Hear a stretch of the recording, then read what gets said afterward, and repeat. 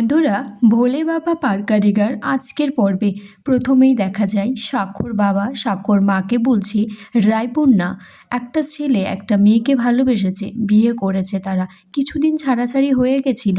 আবার যদি তারা মনে করে যে নতুন করে সবটা করবে, তাহলে তুমি কেন বাধা দেবে?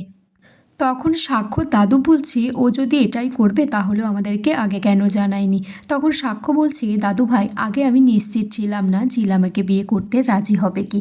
ওকে তো অনেক রিকোয়েস্ট করার পর ও এখানে এসেছে।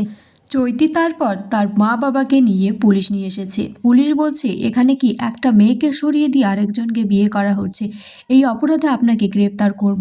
সাক্ষ্য তখন পকেট থেকে ফোনটা বার করে বলে, এই ফোনে কিছু রেকর্ড আছে, সেটা শুনলে আপনি বুঝতে পারবেন কোনটা ভুল কোনটা ঠিক। সাক্ষ্য বলছে, আমি বুঝতে পেরেছিলাম যে চৈতির গায়ে যদি ধাক্কা লাগে সে ছোবল মারবেই সাপের মতো, তাই আপনি এটা শুনে নিন। তারপর সাক্ষ্য তার মাকে বলছে, আমি ঝিলকে বিয়ে করলেই সুখী হব।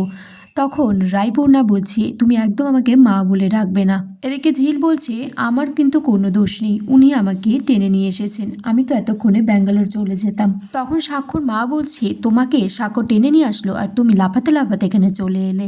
শতরূপা তারপর ঝিলকে বলছে, তুমি এত গয়নাগাটি কোথায় পেলে? তখন সাক্ষ্য বলছে, আমি কিনে দিয়েছি, কারণ আমি ঠিক করেছিলাম আমি ঝিলকেই আজকে বিয়ে করব, তাই সাজিয়ে গুছিয়ে ওকে এখানে আসতে বলেছিলাম। তারপর সাক্ষ্য পুলিশকে বলে সমস্ত ঘটনা, যে আমার ঝিলের সাথে বিয়ে হয়েছিল, আমি ডিভোর্স দিয়ে দিয়েছিলাম, তারপর আবার ঠিক করেছি আমি ওকেই বিয়ে করব।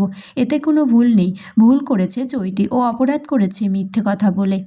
তখন সাক্ষর মা পুলিশকে বলছে যে ওকে নিয়ে যান এখান থেকে, এই বিয়েটা যেন কিছুতেই না হয়।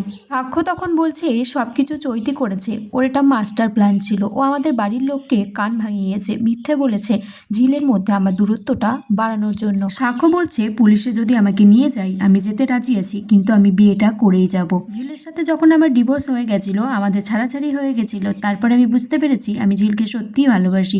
মা, তুমি এটাতে কোনো বাধা দিও না। তারপর ঝিল আর সাক্ষর বিয়ে হয়। ঝিল সাক্ষ্য ঝিলকে সিঁদুর পরিয়ে দেয়। চৈতি তখন বলছে, সাক্ষ্য তুই এটা করলি তো, তোকে আমি কিছুতেই ছাড়বো না, আমি পুলিশে গিয়ে তোর নামে এফআইআর লিখবো, আর এমন এফআইআর লিখবো যাতে তুই কোনোদিনও ছাড়া না পাস।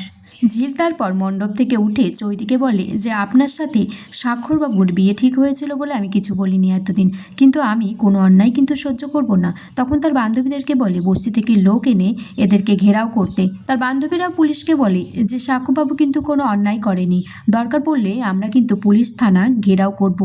ঝিল তারপর সাক্ষর কাছ থেকে ফোন নিয়ে বস্তিতে ফোন করে। তারপর বস্তির লোকজন সব ঘেরাও করে বিয়ের মণ্ডপ। তখন ভয় পেয়ে চৈতি সেখান থেকে চলে যায়। আর এখানেই আজকের পর্ব শেষ হয়ে যায় বন্ধুরা।